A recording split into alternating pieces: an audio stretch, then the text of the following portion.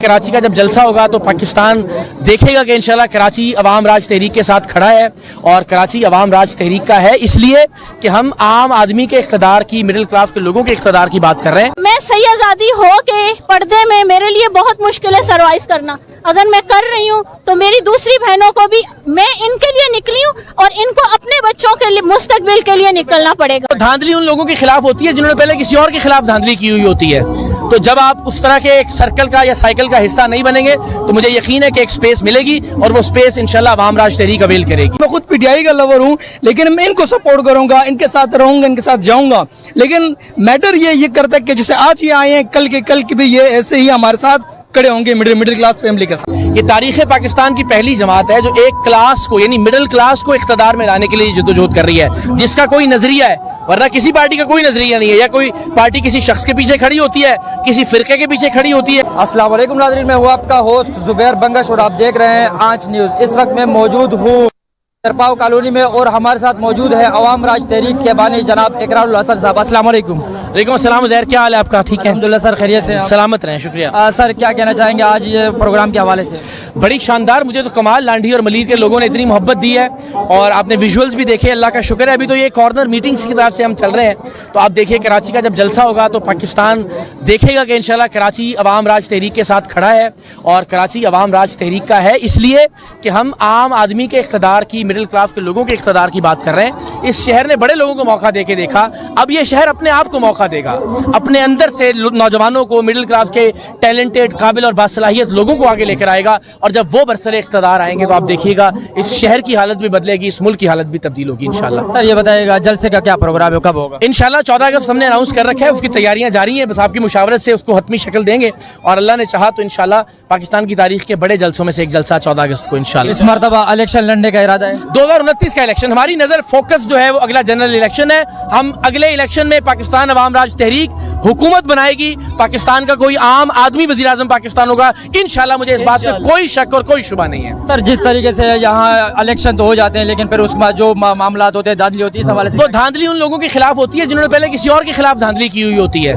तो जब आप उस तरह के एक सर्कल का या साइकिल का हिस्सा नहीं बनेंगे तो मुझे यकीन है कि एक स्पेस मिलेगी और वो स्पेस इंशाल्लाह अवाम राज तहरीक अवेल करेगी। आवाम को क्या पैगाम देंगे? अवाम के लिए ये पैगाम कि ये पहली तहरीक है तारीख पाकिस्तान में जो किसी आदमी को इख्तिदार में लाने के लिए नहीं चल रही। मैं हलफन कह रहा हूँ कि मैं जिंदगी में कभी कोई ओहदा या मनसब नहीं लूंगा। ये पहली तहरीक है जो मिडिल क्लास को इख्तिदार में लाने के लिए चल रही है।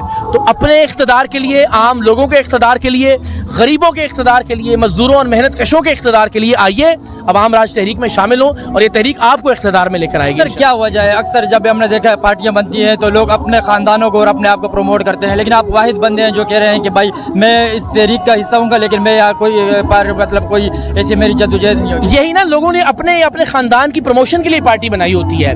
ये तारीख पाकिस्तान की पहली जमात है जो एक क्लास को, यानी मिडिल क्लास को इख्तिदार में लाने के लिए जद्दोजहद कर रही है, जिसका कोई नजरिया है। वरना किसी पार्टी का कोई नजरिया नहीं है, या कोई पार्टी किसी शख्स के पीछे खड़ी होती है, किसी फिरके के पीछे खड़ी होती है, किसी लैंग्वेज के पीछे खड़ी होती है, किसी इलाके के पीछे खड़ी होती है। हम कह रहे हैं कि मिडिल क्लास के इख्तिदार के नजरिए पर खड़ी करें एक जमात, इंशाअल्लाह वो जमात पाकिस्तान की तकदीर बदलेगी और अवाम राज पाकिस्तान की तकदीर बदलेगी। आप अब तक जितना आप लोगों ने मेहनत की है, जो एक्टिविटी आपकी चल रही है, आपको लगता है कि अवाम आपके पास आ रही है? आप यकीन करें, मुझे मेरी तवक्को से बहुत ज़्यादा रिस्पांस नजर आ रहा है और मेरी तवक्को से बहुत तेजी से तहरीक आगे बढ़ रही है। आप भी दुआ कीजिए और सपोर्ट भी कीजिए। चले सर, बहुत शुक्रिया, थैंक यू। मौजूद है शाबीबी साहिबा, अस्सलाम वालेकुम। वालेकुम सलाम। क्या कहना चाहेंगे आज ये प्रोग्राम के हवाले से और इकरारुल हसन साहब जो इस जद्दोजहद कर रहे हैं मुल्क के लिए? इंशाल्लाह हम कामयाब होंगे और अवाम का राज करेगी खल्के खुदा।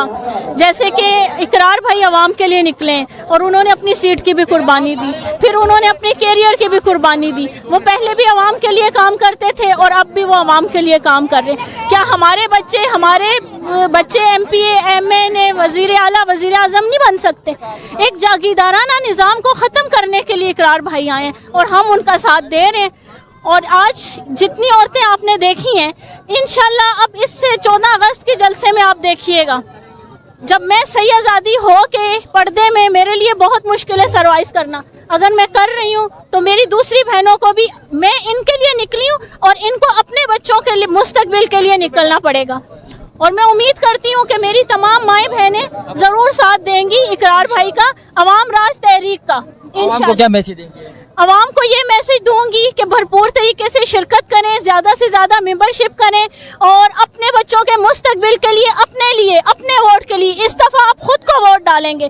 आप किसी और के लिए काम नहीं कर रहे, दूसरे लोगों के लिए आप हमेशा निकलते हैं और दूसरों को वोट देते हैं, वजीर आला वजीर आजम बनाते हैं। इस दफ़ा आप अपने बच्चों के मुस्तकबिल को सेफ करने के लिए वोट देंगे। ये तहरीक अवाम का राज है और इंशाल्लाह अवाम राज करके रहेगी। अस्सलाम वालेकुम। मेरी राय ये है कि जैसे आज इकरारुल हसन भाई यहाँ पे स्टेज पे आए हैं और इस लांडी के इलाके में यहाँ पे बहुत गुर्बत है, मिडिल क्लास और लोअर क्लास की फैमिली यहाँ पे रहती है। आज इकरारुल हसन भाई आए हैं लेकिन ये वादा करके जाए, मेरी अपनी राय ये है कि ये वादा करके जाएँ कि जब इनको इक़्तिदार मिलेगी, जिस दिन ये पार्टी एक हाईएस्ट रीच पे पहुँचेगी, तो उसके बाद भी ये ऐसे ही यहाँ इस इलाके में आएंगे जैसे ये आ जाएँ। हम इनकी सपोर्ट करेंगे। मैं खुद पीटीआई का लवर हूँ लेकिन मैं इनको सपोर्ट करूँगा, इनके साथ रहूँगा, इनके साथ जाऊँगा। लेकिन मैटर ये करता है कि जैसे आज ये आए हैं कल की भी ये ऐसे ही हमारे साथ खड़े होंगे मिडिल क्लास फैमिली के साथ। जैसे आपने कहा कि आप पीटीआई के सपोर्टर हैं, क्या वजह बनी कि आपको यहाँ अवाम राज तहरीक में और ख़ासतौर पर इकरारुल हसन में से क्या देखा? जैसे बात ये है कि दरअसल पीटीआई का तो हूँ मैं, लेकिन इकरारुल हसन की मेन रीज़न ये है कि ये नए बंदे आए हैं। अब हमें हर बंदे को मौका दे देना चाहिए। जैसे हमने पीटीआई को मौका दिया, नून को दिया, पीपल को दिया, हर एक पार्टी को हमने मौका दिया। ये वाहिद एक ऐसे शख्सियत हैं जिसको मैं पर्सनली मैं ये समझता हूँ कि हमें मौका दे देना चाहिए एक कि लेट्स सी, देखते हैं जो भी होगा वो आगे देखा जाएगा। बहुत अच्छा लगा, हमारे जो आवाम माशाल्लाह आई हुई थी इधर इकरार हुसैन की वजह से, बोला हमारे को बहुत अच्छा लगा था हमारे इकरार हुसैन आए। और अगली शख्सियत हम यही कह सकते हैं अगली इलेक्शन में यही है हमारी, यही है हमारा को उम्मीदें हैं इससे? जी बहुत उम्मीद है, इंशाल्लाह अगले साल यही आएंगे। क्या कहना चाहेंगे, आवाम को क्या मैसेज देंगे? आवाम को यही बोलूँगा आप सपोर्ट करो, इंशाल्लाह अगर तरक्की लानी है तो इकरार हुसैन को दफ़ा लाना इंशाल्लाह। क्या वजह है इकरारुल हसन को, ऐसे मतलब आपने क्या देखा है इकरारुल हसन के अंदर? बहुत खासियत है, बहुत अच्छी इखलाक की बात करता है, हर किसी से मिलता है, मिलजुल के इखलाक से बहुत अच्छा लगता है। नाज़रीन, जैसा आप ये देख सकते हैं कि इस वक्त हमारे साथ अवाम राज तहरीक के बानी जनाब इकरारुल हसन साहब मौजूद है। उनका यही कहना था कि मेरे साथ अवाम जोक दर जोक मौजूद है और इंशाल्लाह ये 2029 का इनका फोकस है इलेक्शन पे और कह रहे कि हम भरपूर तरीके से इलेक्शन में हिस्सा लेंगे और जीत कर दिखाएंगे। बहुत शुक्रिया।